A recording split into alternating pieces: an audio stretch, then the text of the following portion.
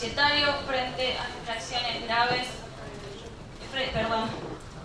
No, discúlpenme, yo me equivoqué. Es relaciones derivadas de la economía colaborativa y derecho al consumidor.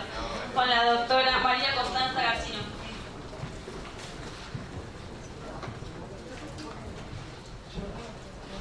Buenas tardes. Primero quiero agradecer al Colegio de Abogados por la invitación a participar en este congreso y al Instituto de Derecho del Consumidor. Y si bien el tema que voy a desarrollar les puede resultar un flashback al panel referido al panel anterior, algunas cuestiones ya fueron analizadas y espero poder aportar alguna otra, porque el tema concreto es la economía colaborativa y las relaciones que surgen de ella, y en particular cuál es la relación con el derecho del consumidor. Muchos me preguntaron cuando leyeron el título de la charla de qué vas a hablar. Y para decirlo de modo fácil, les digo que va a ser sobre las relaciones o prestaciones de servicios que surgen de Uber, Cabify, Airbnb, Couchsurfing o cualquiera de estas relaciones que derivan de la utilización de una plataforma. La realidad demuestra que existen distintas formas de relacionarnos dentro de lo que se denomina economía colaborativa y que hay que analizar si se trata de una noción unívoca o si hay distintas alternativas o especies o formas de relacionarnos a través de ella. Esto tiene importancia trascendental. De hecho, el Eurobarómetro en el 2018 identificó que 1 de cada 4 ciudadanos de la Unión utilizaban sistemas de economía colaborativa para satisfacer sus servicios, aunque solo 6% de los ciudadanos prestaban servicios a través de estos. A su vez, me propongo analizar cuáles son las distintas relaciones que se dan dentro de la denominada economía colaborativa para determinar cuál es el marco jurídico aplicable. En particular, dentro de lo que es las relaciones de economía colaborativa pueden darse distintos focos de interés, como lo es el derecho tributario, el laboral, el de derecho privado contractual. Nos vamos a focalizar específicamente en la protección de los derechos del consumidor en este marco. Entonces, ¿qué es la economía colaborativa? ¿De qué estamos hablando? En el modelo tradicional, si yo necesitaba satisfacer alguna necesidad de un bien o un servicio, me dirigía a un local y adquiría aquello que necesitaba. O quizás, más recientemente, podía adquirirlo a través del comercio electrónico de la página o sitio web directo del proveedor. Sin embargo, la noción de economía colaborativa lo que hace es desplazar la idea de propiedad, de adquisición de un bien, y pone el foco en lo que es la utilización, el acceso, el disfrute del bien o del servicio independientemente de la propiedad. Y para esto utiliza medios tecnológicos para relacionar a las partes. También se la denomina economía del acceso o sharing economy, o también relaciones peer-to-peer, es decir, entre partes. Ya se hizo referencia al tema, pero creo que es importante recordarlo. La Comisión Europea se ocupó de esta temática y dio una noción de economía colaborativa en esta Agenda para la Economía Colaborativa del 2016, y expresamente dijo que la economía colaborativa se refería a modelos de negocios, como destacó el doctor Hernández, en los que se facilitan actividades mediante plataformas colaborativas que crean un mercado abierto, es decir, estamos dentro de relaciones de mercado, ya sea para el uso temporal de mercancías o servicios ofrecidos a menudo por particulares. Y también destaco esta última frase, que no siempre implica que sea peer-to-peer o relaciones entre partes iguales. También se aclaró en esta comunicación que en general se refería al acceso al servicio y que puede ser con o sin ánimo de lucro. Originariamente la economía colaborativa surgió de la idea de compartir determinados bienes o determinados servicios para ahorrar tiempo y dinero, y también por eso surgió la noción de la figura del prosumer, es decir, el consumidor que se convertía en prestador de servicios y por lo tanto dejaba de ser o de existir una relación de consumo, que es una idea relacional, que como todos sabemos, requiere de los dos polos de la relación, el proveedor y el consumidor. Por eso esta figura híbrida del prosumer, que es aquella persona que presta el servicio a pesar de que originariamente era consumidor. Sin embargo, luego, con el correr del tiempo, esta idea de relacionarnos y compartir quizás entre vecinos o amigos un auto para ir al centro de la ciudad se desfiguró de algún modo por la intervención de inversionistas con intereses económicos en este tipo de economía colaborativa, en donde ya no estaba esta idea de compartir de la sociedad, de los pares, sino que hay otra idea por detrás y que hace a, reitero, estos intereses económicos en los cuales se utiliza la idea de la economía colaborativa y también se utiliza la confianza que las personas tienen tanto en la idea como en la plataforma. ¿Cuál es el fundamento del nacimiento de la economía colaborativa? Rachel Botsman, en una conferencia en Sydney en 2016, decía que la economía colaborativa se justificaba, en primer lugar, en fomentar relaciones de comunidad, de amistad, de vecindad, fortalecer el vínculo social entre pares. A su vez, utilizar las tecnologías como nueva forma de comunicarnos para tomar ventaja de ese tipo de medios de comunicación. En tercer lugar, para solucionar problemas medioambientales, fomentar la economía sustentable, ahorrando recursos y potenciando el uso de los productos a su mayor nivel. Y por último, para hacer frente a las crisis económicas y sociales. Como bien dijo el doctor Hernández, esto surge a partir de la crisis del 2018 en adelante. También quiero destacar que Botsman expresamente afirmó que para ella esta no era la era de la digitalización, sino la era de la confianza. Y este, también como ya se dijo, es un concepto clave en este marco de la economía colaborativa y de las relaciones en las que intervienen plataformas virtuales. ¿Cuáles serían las ventajas de la economía colaborativa? En primer lugar, originariamente, ahorrar tiempo y dinero compartiendo bienes y servicios. En segundo lugar, aumentar la oferta, tanto de bienes y de servicios como de prestadores de esos bienes y servicios. Otra ventaja sería el generar nuevos empleos, trabajo flexible, cuestión sobre la que no nos vamos a detener. Y por último, disminuir los riesgos de contaminación ambiental al tratar de realizar esta economía sostenible. Ahora bien, ¿existe un solo sistema de economía colaborativa o hay distintos tipos? Y también Rogers y Botsman, en el famoso libro What's Mine is Yours, en el 2011, ya señalaron que había 3 sistemas de consumo colaborativo dentro de lo que es economía colaborativa. El primero estaba basado en el sistema de productos y servicios, en el no adquirir, sino en utilizar bienes y servicios de manera compartida.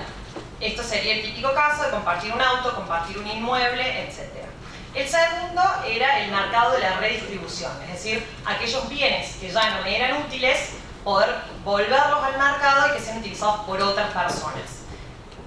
Si bien esto, como hablábamos con el doctor Boroseli, quizás puede ser en medios físicos, las relaciones que tuvieron origen en el trueque, en lo que es la economía colaborativa con plataformas de por medio, hace referencia a mercados como eBay, Amazon o Mercado Libre, conocidos por todos.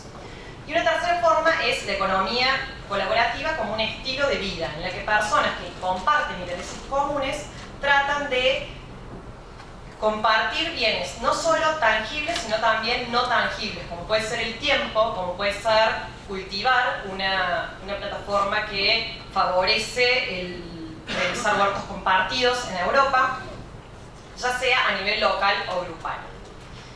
En definitiva, me parece interesante dentro de lo que es este tipo o formas o etapas que tuvo la economía colaborativa, la síntesis que realiza Donenbrink en el libro Una economía para todos, en el 2016-2017, en donde analizó que había 3 momentos de la economía colaborativa. En un primer lugar, el enfoque estaba en colaborar y compartir, lo que hablaba, la noción originaria de favorecer esta relación entre personas que no son comerciantes, que no son profesionales y que toman el mayor provecho de los bienes y servicios para poder tomar todas estas ventajas que habíamos hecho alusión con anterioridad. Un segundo momento que él denomina la economía colaborativa 2.0 es cuando ya intervienen agentes económicos, inversionistas, con alto riesgo o con intenciones de tener un fin de lucro, trasladando la responsabilidad propia de su negocio a los consumidores o a los prestadores del servicio. Y esto es lo que más nos interesa y donde tenemos que poner el foco en la defensa de los derechos del consumidor, que es lo que se habló en los paneles anteriores sobre con la intervención de las plataformas. Porque acá, insisto, intervienen profesionales. Y la última etapa es la 3.0 o economía colaborativa con una visión humana, en la que se pretende que haya una solidaridad, donde se establezcan cooperativas de plataformas, volver al humano, a esta primera idea de economía colaborativa, solidaridad entre trabajadores, propietarios y usuarios, como pueden ser las alternativas de Fairmondo en Alemania, donde se realiza un mercado de bienes, pero que los titulares, los propietarios de estos mercados son 2.000, no quiero confundirme, cooperativistas. En definitiva, en esta última etapa, el consumidor se convierte, como dijimos antes, en proveedor y surge aquí también la noción de prosumer. Esto en cuanto a la noción y a cómo evolucionó esta idea de economía colaborativa. ¿Cuáles son? La segunda etapa de lo que nos interesaba hoy, analizar las relaciones que surgen de esta economía colaborativa.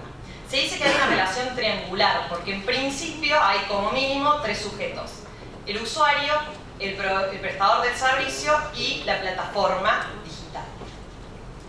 Con respecto al prestador del servicio, hay que analizar o hay que determinar si es un par, si es otro sujeto, persona humana o jurídica, que realiza de manera no profesional la prestación del servicio, o si por el contrario es un profesional, es decir, una persona humana o jurídica, pero que realiza esta prestación del servicio ya con los requisitos que hace a la profesionalidad.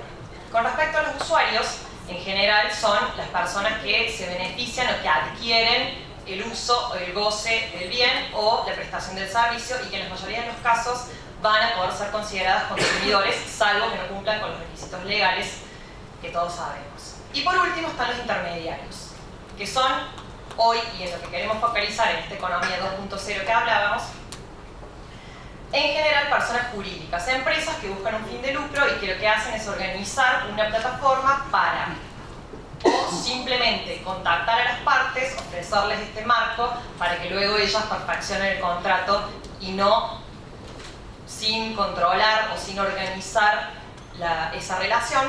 O también pueden ser sujetos que tengan una actividad mucho más preponderante de supervisión, de control, que establezcan un precio, que establezcan cuáles son los términos y condiciones de las partes. En esto creo que es clave identificar qué sujeto es en cada uno de los casos, para poder definir si estamos o no ante una relación de consumo que haga aplicable el derecho del consumidor. Porque recordemos que si estamos hablando de la noción originaria de entre pares o peer-to-peer, en ese caso no puede haber relación de consumo porque falta uno de los sujetos de la relación, que es el proveedor. En consecuencia, ¿cuál es el marco jurídico o de qué negocio estamos hablando? En todos los casos es un contrato de adhesión a cláusulas predispuestas. A su vez, estamos en presencia de contratos conexos, porque esta relación triangular, sin duda, implica que haya distintos tipos de contratos, como mínimo triangular, insisto, porque si hablamos, por ejemplo, de Rápido y Globo, hay más de 3 contratos, porque también están los contratos con los prestadores, con los comercios adheridos, con los cadetes que llaman o rapitendarios, etc. Pero estamos ante contratos de adhesión predispuestos por los titulares de las plataformas, que son contratos conexos y que también se basan en la noción de confianza que tienen tanto los prestadores del servicio como los consumidores para englobar y hacer efectiva esta noción de economía colaborativa, que la tenemos que tomar en estos términos.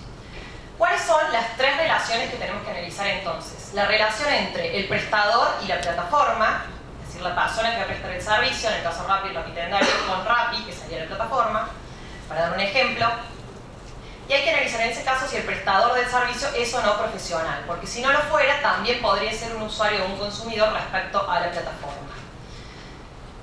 Si no es consumidor, entonces será profesional con profesional, business to business, B2B, como también se analizó en el panel anterior. Con respecto a la plataforma, hay que determinar si el titular de la plataforma es un intermediario pasivo, es decir, que en realidad lo único que hace es acercar a las partes con una actividad técnica, automática o neutra, sin tomar mayores intervenciones en cuanto a la celebración del negocio jurídico entre el usuario y el prestador, o si por el contrario es activo, es decir, que interfiere de manera específica. Para esto, ¿cuáles podrían ser criterios para identificar la participación activa? Es decir, cuándo este intermediario realmente tiene control, supervisa activamente en el negocio y por lo tanto va a ser responsable por ello. En general se dice que esto ocurre cuando gestiona y organiza la plataforma, es decir, establece requisitos respecto a quiénes pueden ser los prestadores, verifica la calidad del servicio que prestan, brinda consejos, ofrece otros servicios, en general cuando controla y supervisa cómo funciona la plataforma. También cuando determina el precio del prestador del servicio, cuando cobra un precio, una membresía, o también hace su negocio en lo que hace la publicidad. Otro criterio es cuando es propietario de los activos con los cuales se presta el servicio, si es propietario de los inmuebles o si es propietario de los autos. En ese caso, indudablemente estaría prestando el servicio subyacente al margen de la actividad como plataforma. También si sufraga gastos y asume riesgos, si determina los términos y condiciones, que esto es clave y en todos los casos lo determina el titular de la plataforma, y si interviene de manera directa en el perfeccionamiento del contrato entre el usuario y el prestador. En general, también va a ser proveedor o puede ser considerado intermediario activo cuando genera una confianza especial en los consumidores. Y esto ocurre por el solo hecho de tener una marca reconocida, a mi entender, a nivel mundial, que hace que las personas ni siquiera analicen los términos y las condiciones, sino que directamente contraten confiando en esa imagen y en esa prestación de servicio y sin saber siquiera cuál es la relación concreta por detrás. La segunda relación, este criterio del intermediario activo también va a valer para cuando analicemos la relación entre el intermediario y el usuario. La segunda relación es entre el usuario y la plataforma, es decir, entre la persona que adquiere el servicio, que busca satisfacer una necesidad, y la plataforma. En general, el usuario en este caso es mucho más fácil identificarlo como consumidor siempre que tenga o adquiera el servicio como destinatario final. En cuanto a... Perdón, 5 minutos. Bueno, de cualquier modo, considero que en todos los casos, sea en la relación con el prestador o con el usuario, la plataforma es un profesional y debe cumplir con los términos de la relación, con todas las normas y principios del derecho del consumidor. Y por último, la relación entre el prestador y el usuario, que en ese caso es donde puede haber mayores dificultades en identificar a los sujetos, porque el usuario, si bien puede cumplir con los requisitos para ser consumidor, puede no serlo el prestador, que como ya dijimos puede tratarse de un prosumer. En este caso, ¿cómo identificar si el prestador de servicio es o no un profesional? La comunicación de la Comisión Europea, en 2016 fijó determinados criterios y en particular considero que había que analizar si había fin de lucro, si había frecuencia en la prestación del servicio. Acá en nuestro ámbito local tenemos que tener cuidado porque la ley no exige la habitualidad para el profesional. Otro criterio es el volumen del negocio, aun cuando preste servicios en más de una plataforma pero del mismo tipo. Y también si dispone información y conocimiento sobre el bien que se está comercializando, o si simplemente lo traslada de un lado a otro o es prestador sin tener conocimientos de ello. En definitiva, en nuestro marco jurídico, ¿cuál es hoy el derecho que podemos aplicar para resolver los problemas que pueden surgir de esta economía colaborativa? En primer lugar, tenemos normas específicas, y siempre hablando de que se verifique que hay una relación de consumo, sea con la plataforma, sea con el prestador, del usuario. En primer lugar, tenemos reglas específicas sobre contratos celebrados a distancia, tanto en la Ley de Defensa del Consumidor, en los artículos 33 a 35, y en el Código Civil y Comercial de la Nación, en los artículos 1105 a 1116, que dan una noción de lo que es el contrato a distancia celebrado por medios electrónicos y En este marco de normas quiero destacar el artículo 1107, que exige específicamente que se cumpla con el deber de información, no solo con respecto al contenido del contrato, sino también con respecto al medio utilizado, y expresamente exige que el proveedor informe quién asume los riesgos de este negocio. Y en esto, todos los contratos, las cláusulas abusivas, las cláusulas, términos y condiciones, incorporan una cláusula que considero que es abusiva porque trasladan el riesgo de la plataforma, es decir, del proveedor profesional, a los prestadores o a los usuarios. Entonces, hay que ver que de este conjunto de contratos conexos no se traslade a una situación jurídica abusiva, expresamente prevista también en el artículo 1120 del Código Civil y Comercial de la Nación, y que, por lo tanto, sea reprochable. También tenemos otras normas dentro del Código Civil y Comercial, como los contratos de consumo, los contratos de consumo bancario, las normas referidas a los contratos conexos y las normas referidas a los contratos de adhesión, y también las de los tipos contractuales que pueden ser aplicables, como las de uso, habitación, locación, etc. Por otro lado, tenemos las normas y principios específicos del derecho del consumidor, tanto en el artículo 42 de la Constitución, como en el Código y en la ley específica. Dentro de esto tenemos el indubio pro consumidor, las relaciones de consumo, el deber de información, el trato digno, el ámbito de responsabilidad específico que deriva del artículo 10 bis y del 40, las condiciones de la prestación del servicio, los contratos de adhesión, etc. También tenemos, como bien hizo referencia hoy el doctor Santarelli, toda la regulación de la lealtad comercial, la competencia desleal y otras normas que puedan resultar específicamente aplicables al caso. Y por último, los mecanismos de calificación o de resolución de conflictos entre partes. Esto de los sistemas de reputación y los de resolución de conflictos establecidos por las plataformas. Consideramos que estos mecanismos, si bien ayudan a transparentar y a brindar confianza a los consumidores y a algún tipo de información extra, no siempre son seguros porque en definitiva los maneja la plataforma y porque da lugar a lo que ya se comentó respecto a saboteos o los boots o que los mismos proveedores sean los que realizan los comentarios a su favor. Por último, y para ir cerrando, me interesa que sigamos pensando cómo puede ser la protección de los consumidores y los prestadores, para analizar si pueden o no ser consumidores. Muchas veces pueden ser consumidores especialmente vulnerables o hipervulnerables, lo que está integralmente analizado en el proyecto de ley de defensa del consumidor, que tendríamos una gran herramienta para este tipo de protección. Y con respecto a los prestadores, en caso de que sean prosumers, cuál es el marco jurídico aplicable y cómo se van a relacionar con la plataforma. Hoy tenemos el marco de los contratos conexos y los contratos por adhesión. Con respecto a la plataforma, la regla general, a mi modo de ver, es que, reitero, son proveedores en todos los casos, porque prestan un servicio destinado a consumidores que es altamente profesional utilizando medios tecnológicos. Y por lo tanto, lo que pretenden y lo que hacen es trasladar los riesgos de su negocio, insisto, a los consumidores o a los proveedores.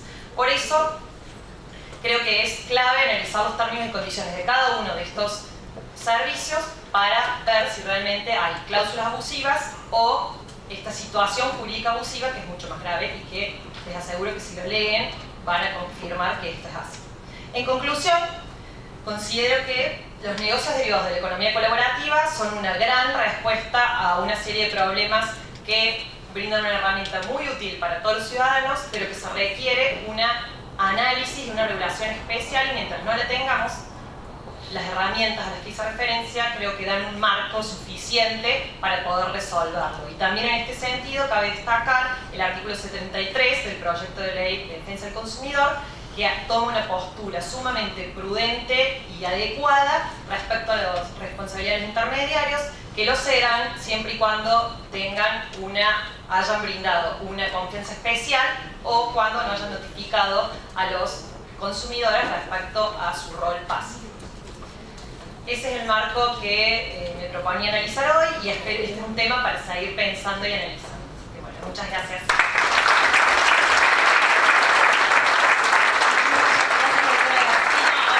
Doctor Emilio Moro, con el levantamiento del velo societario frente a infracciones graves de la ley de... Bueno, buenas tardes a todos. Antes que nada, gracias por la invitación al Colegio de Abogados de San Isidro, en persona del doctor Julio Santarelli, y sobre todo al Instituto de Defensa del Consumidor, en la persona de Gabriel, Carlos, Sandra, Seba, tantos amigos que están aquí presentes. Y que, bueno, así como la primera expositora, Laura mencionaba que ella venía del derecho público, la doctora Sandra Pierza de la responsabilidad civil centralizada en los temas de salud. En mi caso también, no provengo desde derecho de las obligaciones como profesor de grado, pero fundamentalmente del derecho societario, ¿no? Y esto habla también de la actitud no insular que ha tenido el instituto en muchos de los que integramos y que por ahí provenimos de otras disciplinas jurídicas, y que yo soy un convencido que el derecho del consumidor probablemente sea una de las disciplinas jurídicas donde la interdisciplina, valga la redundancia, está más enraizada y donde es más, donde se vuelve más útil y estéril analizar los temas sin la interdisciplina. Pienso en el proyecto que estamos analizando aquí, pagaré de consumo, artículo 91, bueno, derecho cambiario, derecho del consumidor, sobreendeudamiento, derecho concursal, derecho del consumidor, miles de temas, ¿no? Muy brevemente voy a tratar de abordar acá algo que me parece que cataloga como tendencia, o que se puede empezar a dar en el futuro, que es esto de, digamos, dos temas de derecho societario entrelazados a la Ley de Defensa del Consumidor. El primero, el llamado corrimiento del velo, disregard of legal entity, inoponibilidad de la persona jurídica, ya en el Código Civil y Comercial, ¿no? 144 para todas las personas jurídicas. Pero este tema también, que parece también igual o más interesante, que es si pueden los consumidores individualmente articular acciones individuales contra administradores societarios, es decir, directores de sociedades anónimas, gerentes de SRL, directores de sociedades del Estado, sabemos la ley 20.705, artículo 2, son consideradas sociedades anónimas, de sociedades colectivas, sociedades de hecho, es decir, todo el cúmulo de estructuras empresarias que puede posicionarse en el polo activo como, pasivo como proveedores, ¿no? Una relación de consumo. Y acá es muy interesante pensar lo siguiente, y acá mi querido amigo boquense, que está aquí presente, Wally, lo ha destacado muchas veces y yo coincido, que el derecho del consumidor muchas veces tiene cierta analogía con el derecho laboral, en el sentido de la situación de desigualdad negocial congénita a la relación, la simetría informativa y demás, que explica la posibilidad de que esto empiece a suceder. Porque en derecho laboral todos sabemos que esto es jurisprudencia, no le diría aislada, es dominante. Que hay muchas acciones individuales de responsabilidad que los trabajadores, ante trasvasamientos empresarios, fraudes laborales, ciertos casos de pagos negros, no todos, pero algunos, terminan responsabilizando a los administradores societarios, no solo a la sociedad. Lo cual es absolutamente dirimente porque muchas veces la sociedad que ocurre termina en un escenario de insolvencia, quiebra, donde algún empresario, que los hay, muchas veces inescrupuloso, dice, bueno, perdón la expresión, fundo la empresa, me rajo, armo otra y, bueno, ¿y qué está? ¿De qué cobre? Bueno, ¿qué va a hacer? Que cobre cuando pueda. Entonces, ahí hay un tema de eficacia práctica central, de la viabilidad de ejercer estas acciones en un escenario tal, ¿no? Esto voy a tratar de pasarlo, y discúlpenme lo extenso de las diapositivas, uno no puede ya con su genio en esto, pero voy a pasarlo lo más rápido que puedo. Responsabilidad civil, este gran libro de Miguel de Lorenzo, El daño injusto en la responsabilidad civil, todos sabemos el cambio de paradigma de la visión anclada en el daño antijurídicamente causado al daño injustamente sufrido. Y todo lo que se bosquejó bajo este cambio de paradigma, objetivación creciente de la responsabilidad, ampliación de los intereses dignos de tutela jurídica, daño ambiental, bueno, etcétera, etcétera, ¿no? Relación de la legitimación activa y demás. Esto también lo paso muy rápido, esto es el presupuesto de la responsabilidad civil, el daño como eje central hoy en día, donde antes era la culpa, ¿no? Va de responsabilité sans faute, NOMAT, el Código Civil napoleónico, ahora es el daño, y no la antijuridicidad, ¿no? Paso esto rápido, todos lo sabemos, crisis de la antijuridicidad, objetivación creciente. Tema que quiero remarcar acá.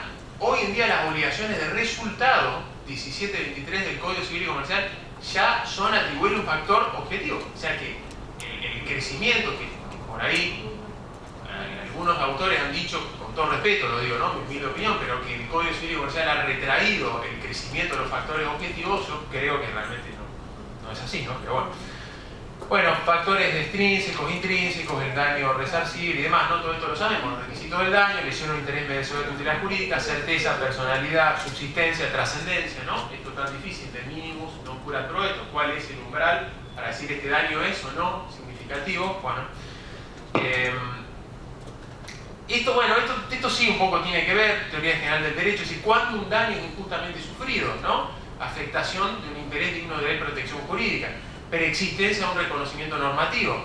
¿Cuáles son los criterios de selección del ordenamiento? De acá es indudable que corresponde indagar e inmiscuirse en cuestiones de filosofía del derecho, de teoría general del derecho. Pensemos todo esto en las cuestiones de género si antes catalogaban como interés digno de protección jurídica. Absolutamente no. El ambiente, el derecho de los consumidores, hoy sí, ¿no? Afortunadamente. Bueno, esta reflexión de una jurista extraordinaria en todo aspecto, ¿no? Todos coincidimos aquí en la admiración del instituto, ahí en todo aspecto, y un resumen de esto, ¿no? Hoy en día hay mayores fattispecie, ¿no? Supuestos, de hecho, situaciones merecedoras de resarcimiento, ¿no? Una cuestión muy obvia, por ahí decirla, pero que algunos autores ven con espanto como que por la mayor cantidad quizás de condenas indemnizatorias que se han dado en el ámbito de la responsabilidad civil a lo largo de 200 años, 250 del Código de Vélez, va a mermar la inversión, no va a haber más, bueno, todas estas cosas que también, lo digo con todo respeto, es un argumento totalmente reñido con la realidad de las cosas, pero bueno, está como argumento. Entonces, bueno, las funciones, resarcitoria, preventiva, punitiva, esto lo sabemos. Y claro, ¿qué pasa? ¿Cuál es el tema acá para empalmar, ¿no? Recién decía Sandra, un tema muy interesante, de una sanción punitiva, como la llama, creo yo, esto está muy debatido, me parece adecuado el nombre, el proyecto de reformas a la nueva ley de defensa del consumidor, por, creo, corregime Sandra si no así, no habían admitido una pareja, ¿no? del mismo sexo. Bueno, entonces, ¿qué pasa? Esta situación en general de la posibilidad de articular acciones de responsabilidad contra administradores societarios tiene que ser un incumplimiento significativo. Obviamente, yo no estoy postulando acá que cualquier incumplimiento empresario automáticamente implica la viabilidad de trasladar la responsabilidad a los administradores, porque eso realmente sería subvertir las reglas del sistema, no es viable según la literalidad de la ley. No estoy diciendo eso, pero digo, si la situación fáctica en cuestión fue tan grave que originó la posibilidad no de una sanción resarcitoria mínima, pagar 10.000 pesos por este tema, sino algo significativo, decíamos muy trato digno, en leading case máquinas de arena, ¿no? en daños punitivos. Bueno, ¿por qué no eso eventualmente poder implicar una responsabilidad personal del administrador? De la misma manera que elaborar un pago en negro, y no estoy diciendo que es más grave que lo otro, pero bueno, un pago en negro, trasvasamiento empresario, liquidación de la sociedad sin hacer los trámites en registro público de comercio, implica responsabilidad personal de los administradores. Entonces, me parece que esto es un puente lógico que se puede trazar. Este es el artículo actual que todos lo conocemos, con muchas deficiencias técnicas. Pensemos que si uno lee la literalidad de este artículo, y en la jornada de Santa Fe tuvimos el gusto de participar, algunas ponencias sostenían que no había necesidad de un factor subjetivo agravado, un poco en línea con esto, pero creo yo que esta literalidad de la interpretación de esta norma no está reñida, ¿no? Con la finalidad del daño punitivo. Y el texto propuesto, ¿no? Que lo resumí porque no entraba, creo que es muy superador. Sanción punitiva, yo este tema, muchos de los que estamos aquí, es debatible, no me parece acertado. Grave menosprecio hacia los derechos del consumidor, ¿no? Factor subjetivo agravado. Grave menosprecio a los derechos del consumidor. Después discutimos si esto equivale a culpa grave, ¿no? O dolo, bueno, pero es un factor subjetivo agravado. El juez tiene atribuciones, como sabemos, para aplicar una sanción pecuniaria al proveedor que actúa con grave menosprecio sobre los derechos del consumidor. Bueno, la sanción tiene el destino que le asigne el juez por resolución fundada, esto sabemos, también muy debatido. Yo en esto tengo una opinión que por ahí difiere de este proyecto, de este artículo, que es que fuera mitad y mitad. Bueno, esto está muy debatido, tema complejo. Pero ¿a dónde voy con esto? Sanción, grave menosprecio, incluso posibilidad de oficio de poner la sanción. Entonces quiere decir que acá no es un incumplimiento baladí y ordinario del mercado, ¿no? Y bueno, ¿cuáles son algunos aspectos centrales de la responsabilidad de los administradores societarios, ¿no? Si los que administran la empresa que está en el polo de los proveedores en la relación de consumo. Muy rápido lo paso a esto. Lo primero nos interesa es la acción social de responsabilidad, es la que articula la sociedad que se ve damnificada por el mal desempeño del cargo.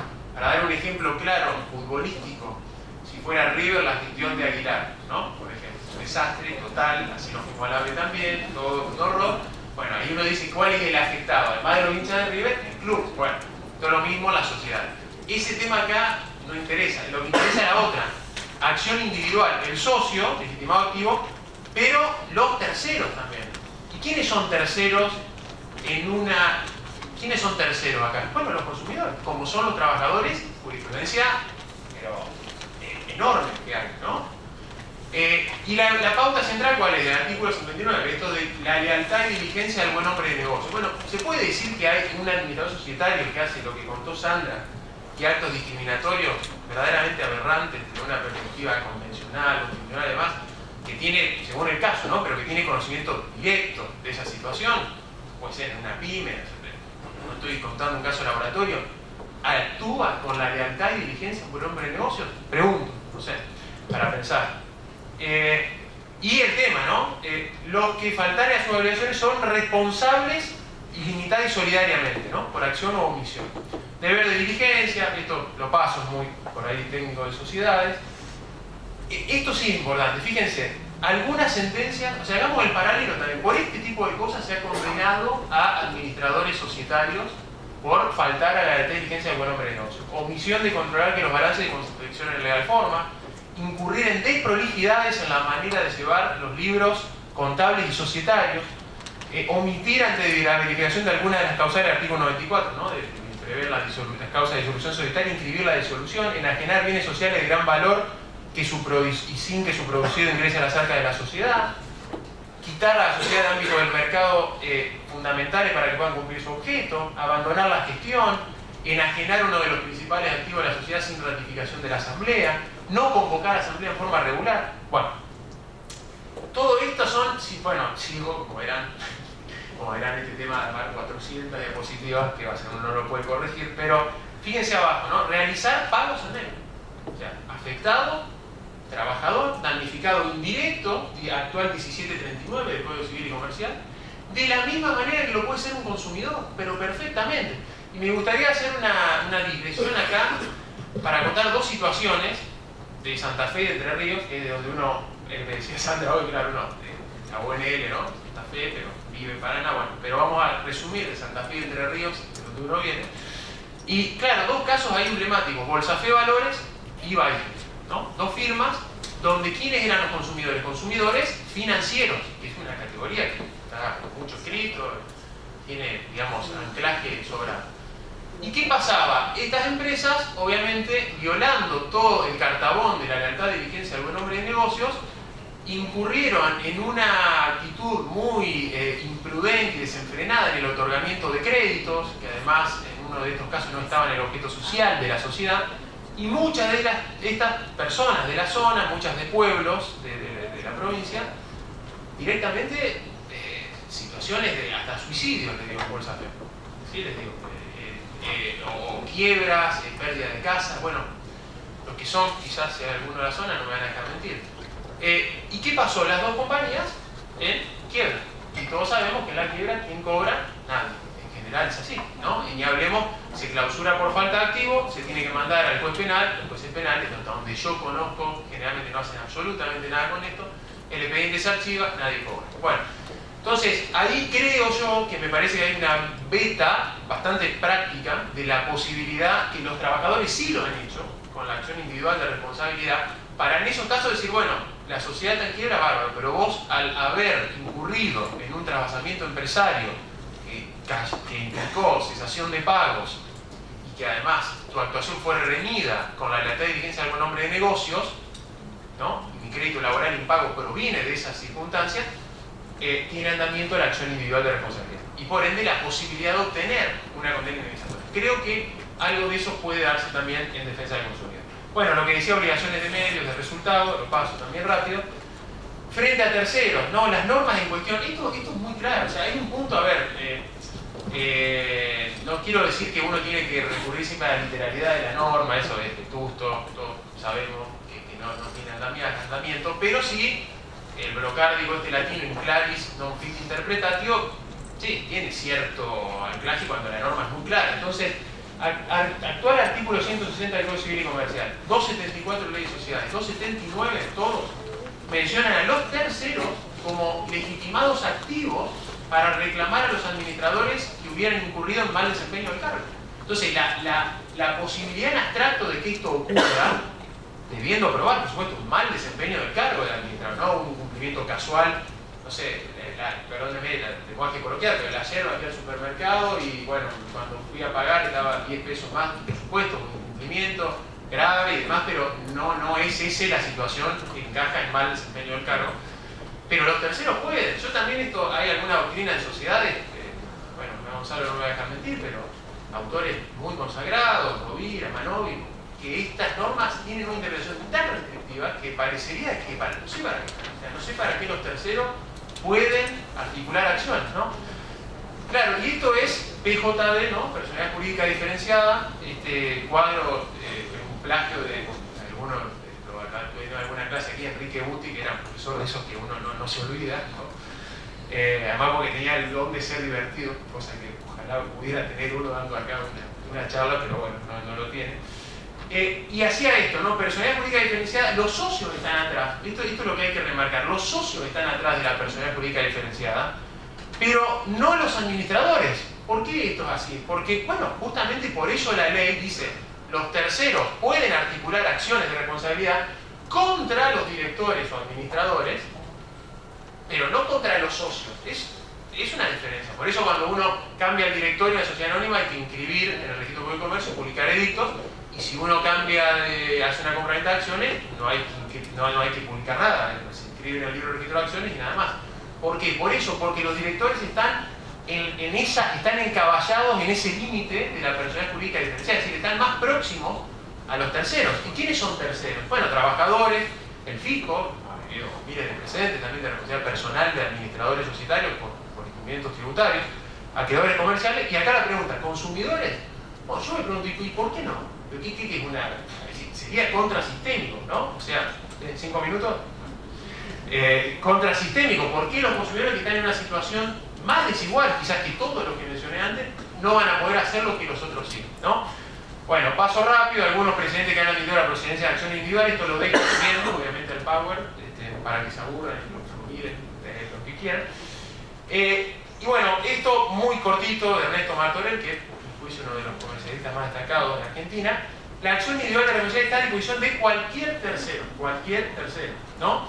Y fíjense, el título del trabajador, ¿no? Del artículo. El trabajador con crédito insatisfecho puede demandar en la justicia comercial al directivo de la sociedad que lo empleara para obtener el cobro de la moneda. Y el consumidor no podría.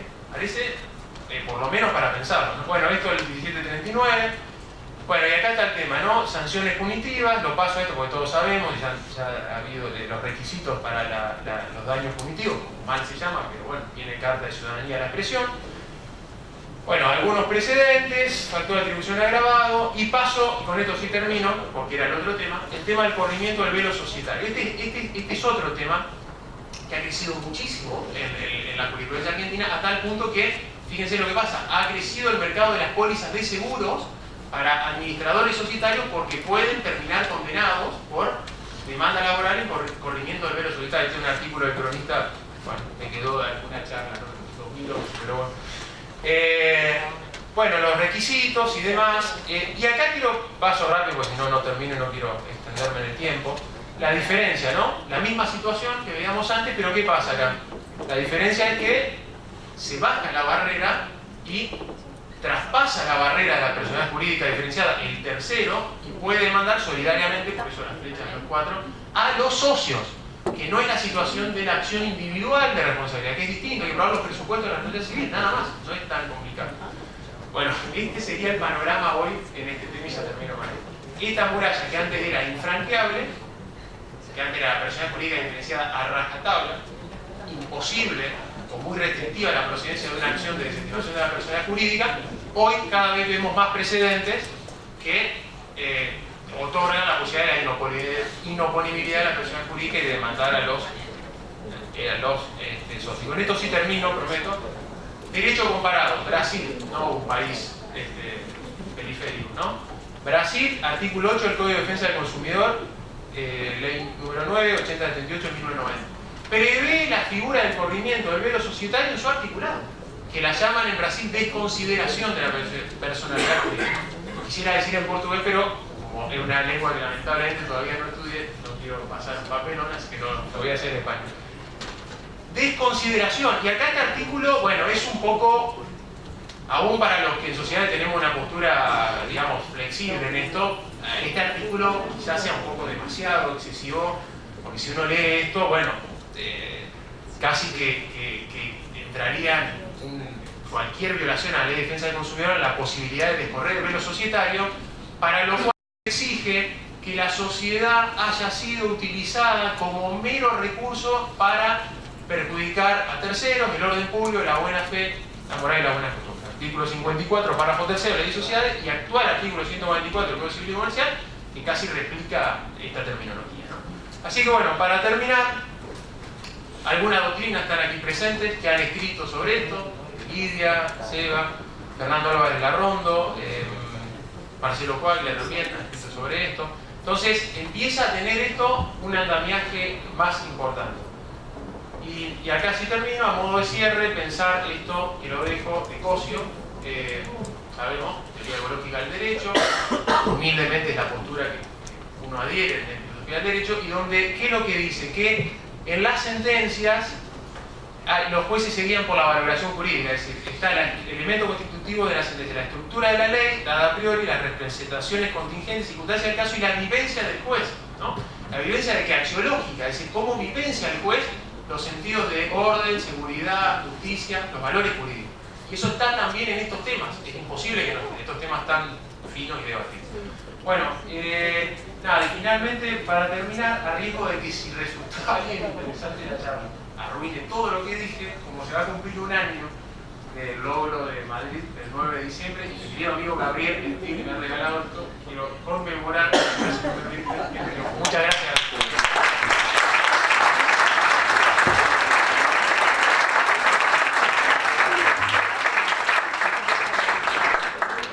Muchas gracias, doctor Moro. Abrimos ahora las preguntas. No sé si hay más preguntas para entregar.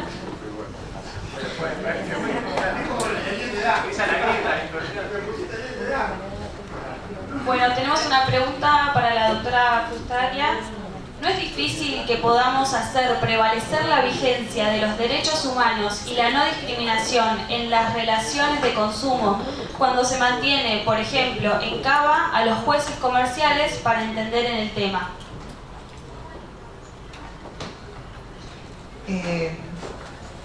Podría pensarse como difícil, pero las obligaciones que imponen los tratados internacionales y la Constitución deben ser cumplidas por todos los jueces, no importa si son civiles, comerciales, penales o lo que fueran. O sea, alcanzan al Estado y en el Estado a todos los poderes del mismo, legislativo, judicial, ejecutivo. O sea, el Estado íntegramente es el obligado a cumplirlo.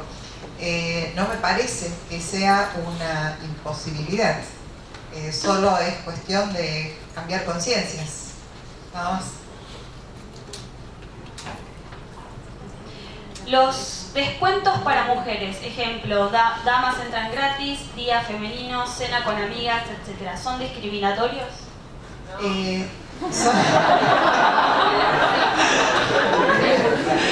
Podríamos, tal vez no son todos prácticas del mismo estilo. Por ejemplo, el dama gratis sí creo que es claramente discriminatorio, porque ¿cuál es el sentido que las mujeres ingresen gratis a un lugar bailable, por ejemplo, o a un boliche, si no es para que exista mayoría de mujeres en contraposición a la presencia de hombres? Por un lado. Entonces, siempre que planteamos este tema en clases, los alumnos lo plantean y les digo, sí, desde mi perspectiva es discriminatorio. O sea, ¿cuál es la finalidad de la práctica? Que existan en el boliche más mujeres, sí, es discriminatorio. No buscan beneficiarnos. Detrás de todas estas campañas de marketing que supuestamente suponen descuentos, deberíamos pensar en esa descripción que hacían algunos sociólogos, como cuánto también nos están proponiendo una estrategia de marketing que está pensada para que salgamos corriendo a realizar determinadas compras que, cuando después lo pensamos bien, no había detrás tal descuento. O sea, son dos aspectos que están bien los ejemplos que incluyen en la pregunta. Se me pasó el tercero. Cena con amigas. Bueno. Esa no la conozco. No la he usado. Lavado de auto los miércoles, la chica. Bien. Ese no creo, porque los hombres pueden ir otro día, tal vez con descuentos. Si no los lava el marido el auto. Creo que les beneficia a ustedes. O sea, la propuesta es: miremos todas estas estrategias de comercialización de las que se valen las empresas para pasarlas por ese filtro de lo que puede ser un reproducir estereotipos o roles culturales o sociales que habitualmente se han considerado debían ser cumplidos por mujeres. Si eso está detrás de alguna de estas estrategias, podríamos respondernos por sí afirmativamente su carácter discriminatorio. En general, cuando hablamos de prácticas discriminatorias, no solo por razón de género, siempre tenemos que pensar que en el enfoque con el derecho privado, esta limitación que levantan los derechos humanos y el principio no discriminatorio está entrando en contraposición con otros derechos, como puede ser el derecho a la libertad de expresión cuando hablamos de hacer publicidad, o la sacrosanta, como quieren algunos, autonomía privada. Entonces, estos principios que desde el enfoque del derecho privado tradicionalmente se han querido mostrar como absoluto, hoy ante la tensión con los derechos humanos pierden carácter absoluto. Puede haber estrategias que me planteen, estrategias de marketing, ¿no?, que vayan dirigidas a un determinado segmento de la población. Si están basadas en criterios objetivos y racionales, sí, puede haberlas. El tema es que la razón de la discriminación esté basada en algunas de estas categorías sospechosas. Entonces ahí es donde pasamos al marco de lo ilegítimo, de lo no permitido. Para la doctora Biersma, ¿cómo se puede mejorar el sistema de salud como derecho de incidencia colectiva cuando en estos años se descuida a los hospitales públicos, mientras que el sector privado aumenta permanentemente el precio de sus servicios con la anuencia del Estado, mientras éste le tolera sus incumplimientos, provocando un embotellamiento de amparos?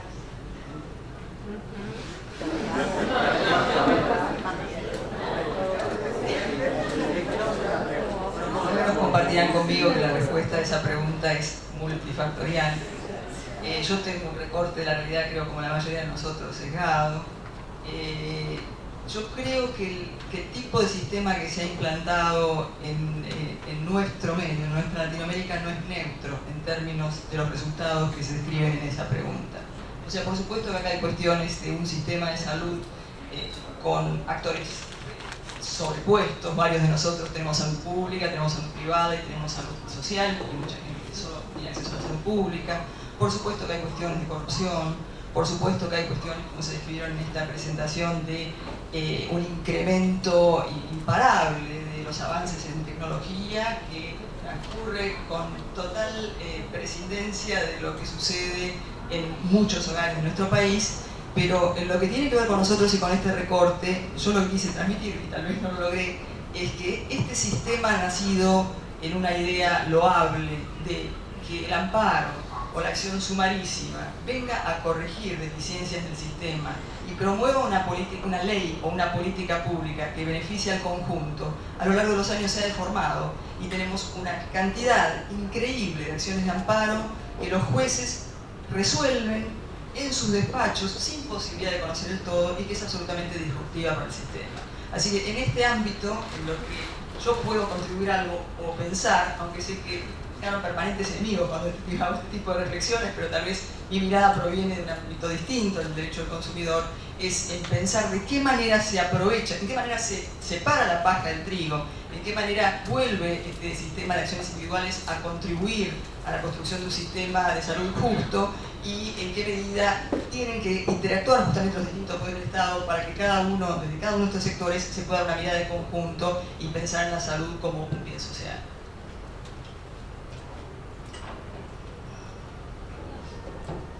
Para el doctor Moro, y discúlpenme si me quieren corregir el que hizo la pregunta por las dudas, la modificación del destino del daño punitivo en el nuevo proyecto provocará un menor interés de justiciables y abogados en tramitar acciones judiciales por agravio al consumidor. Sí, está bien. Está preguntando si el cambio de destino que opera el proyecto va a influir en menor interés. Eso yo la pregunta, estoy interpretándolo. Bueno, está bien. Bueno, como el destino puede no ir a la víctima. Tal cual. Bueno, este es un tema muy debatido, algo dije. Yo particularmente creo que no, aunque tengo una opinión divergente del proyecto en este punto. Yo creo que hubiera sido mejor 50 y 50. Bueno, este es un tema súper discutido. Yo realmente creo que no, pero bueno, creo que en esto no quiero salir del paso con un latiguillo, pero realmente esto lo va a ir demostrando la práctica. Y si quizás la práctica, como muchas veces ocurre, es muy contundente en mostrar algo que no era lo que tenían pensado quienes redactaron el proyecto, se pueda entender, porque obviamente que está clarísimo que no sería una consecuencia deseable que mermaran las acciones, ¿no?, en pos de una sanción punitiva. Particularmente, yo creo que no, y es más, yo creo que a veces el tema quizás sea al revés, o sea, quizás la eficacia práctica de la sanción punitiva, si no va todo al consumidor, por ejemplo, el juez pueda tener más estímulo para decir, bueno, la multa es más grande, ¿no? Si sabe que va a una, y eso creo que es una idea. Entonces, para no entenderme como si se la charla, la respuesta es no creo que pase eso. Quiero agregar algo. Dado que no es un tema que estaba en debate, pero la pregunta merece sumar ideas, Emilio expresó muy bien cuál ha sido la intención de la comisión al establecer ese destino, que en realidad no se dice que no va al consumidor, que el juez fundadamente lo fijará, con lo cual una parte o todo, no sabemos cuál sea el destino que el juez va a fijar, pueda ir al consumidor, con lo cual uno no va a desistir de ejercer la acción sin siquiera saber cuál va a ser la decisión final del juez. Por otro lado, hay un ámbito en el cual pueden proceder la aplicación también de sanciones disuasorias o punitivas, como quieran llamarlas, que es el de las prácticas abusivas, donde ahí expresamente el proyecto se encarga de dejar en claro que cuando proceda el daño punitivo por haber incurrido el proveedor en una práctica abusiva, una parte necesariamente debe ir destinada al consumidor. Y es más, en la versión que entró al Senado, en esos casos se fijó un mínimo, un piso mínimo al monto de la multa, con lo cual esto muestra que si uno recorre el escenario jurisprudencial, las más de las veces las sanciones punitivas se imponen por prácticas indignas, prácticas discriminatorias, y en estos casos una parte iría al consumidor. Nuevamente para el doctor Moro, en cuanto a la reforma sugerida en relación al daño punitivo, entendiendo el derecho de consumidor de orden público tuitivo a la parte débil de relación de la relación, que el juez pueda disponer el destino de la sanción punitiva afecta derechos adquiridos y una suerte de principio de progresividad. No, primero quiero decir que digamos, en lo que fue el aspecto puntual mío de la charla, creo que las tres juristas que están acá están más capacitadas que yo para contestar esa pregunta. Digo mi opinión nada más en esto. Vuelvo a lo que dije antes. Creo que no. Creo que acá también hay un tema que siempre vuelve el debate cuando se otorga esta confianza al juez. Bueno, con los jueces, si todas fueran Adidas Kemmelmacher, nadie estaría probablemente con estos miedos. Bueno, ese es un debate también eterno. O tenemos confianza en los jueces y mejoramos en todo caso los criterios de selección de los jueces, o no, pero una casuística legislativa tan detallada en torno a esto, a mí, por más que yo creo que, digamos, hubiera sido mejor, por ahí 50 y 50, también me parece que tiene muy buenos fundamentos decir por resolución fundada del juez. Y no creo que pase eso que la pregunta. Yo simplemente quería agregar que indudablemente la regulación del daño punitivo en el proyecto de código es una progresión, porque el artículo 52 bis, como dijo el doctor, hoy no alcanza, no establece cuáles son los requisitos para la sanción. Entonces, sin duda, al hablar de grave menosprecio a los derechos del consumidor y con esta referencia al factor de atribución subjetivo, está dando un parámetro mucho más claro, y si leen la norma entera se van a dar cuenta que no solamente eso, sino toda la norma lo que hace es favorecer la aplicación y determinar cuestiones que son las hoy criticadas, y en esas se fundan la falta de aplicación por parte de los jueces. Hay un artículo de Alejandro Chamatrópolos sobre el tema de por qué los montos tan bajos, y muchos dicen porque es el destino fijado actualmente en la ley que va al consumidor, y me consta porque trabajo en el Poder Judicial como empleada, pero conozco cuál es el razonamiento de los jueces, y muchos consideran que porque el daño punitivo va al consumidor, no lo dan o dan montos ínfimos. Entonces, sin lugar a duda, la regulación actual, e independientemente de que, en mi opinión, una parte debería ir al consumidor, es un avance indudable en la materia. Simplemente eso. Por otro lado, agregar nada más, solo agregar lo que ya han dicho mis compañeros de panel, el hecho de que si uno tiene presente cuál es la naturaleza de los daños punitivos, que son sanciones que buscan ser disuasorias, tienen un carácter sancionatorio, una multa pecuniaria, no tienen un carácter compensatorio, no se está afectando en modo alguno, para que uno pueda pensarlo como regresivo, el derecho del consumidor a la reparación del daño si hubiera sufrido un daño. O sea, esto es un plus, una compensación que bien puede ir al consumidor, que bien puede el juez fijar nuestro destino, que bien puede ser mixto, pero no hay una regresión en el modo de regularlo. No se están suprimiendo, como algunos dicen en las redes, el daño punitivo. Se está dándole una denominación distinta a esa multa civil de carácter pecuniario.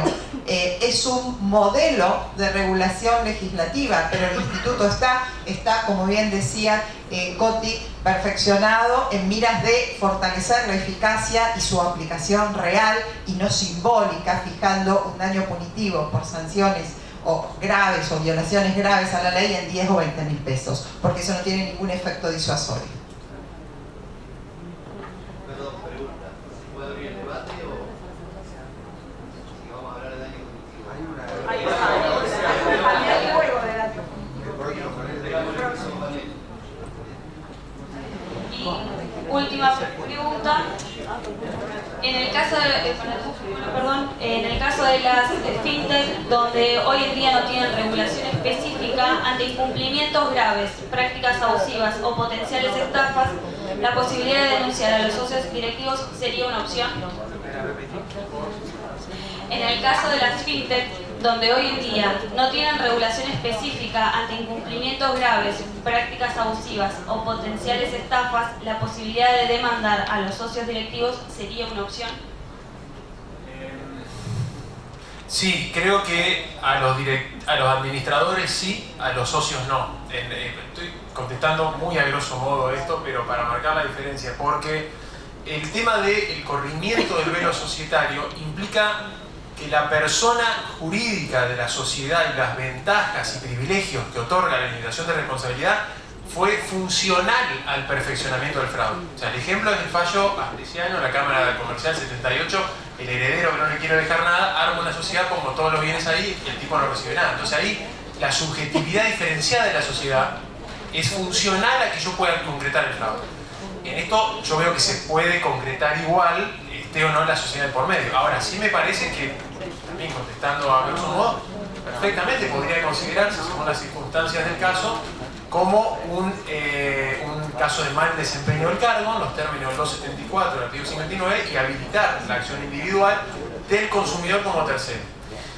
Además de lo cual, con el tema de la manera en la que está regulada también el proyecto de los daños punitivos, mal llamados daños punitivos, sanción punitiva, yo creo que en este tema, que sí es lo que me tocó hablar, creo que además va a ser un aliciente para que empiece a haber estas acciones que sí hay en el fuero laboral en el marco del consumidor contra administradores societarios infieles, inescrupulosos, que quiebran la compañía para no pagarle a nadie. Bueno, en fin, perdonen que lo diga en este lenguaje coloquial, pero es lo que en general en jurisprudencia se considera a veces en estos casos. Y me parece que esta amplia facultad otorgada al juez en el destino de la multa, por más que a mí me parecería mejor 50-50, creo que va de la mano con la posibilidad de que después el consumidor pueda articular acciones individuales, ¿no? Como una beta que pueda abrirse en esto. Terminamos las preguntas. Muchísimas gracias a todos.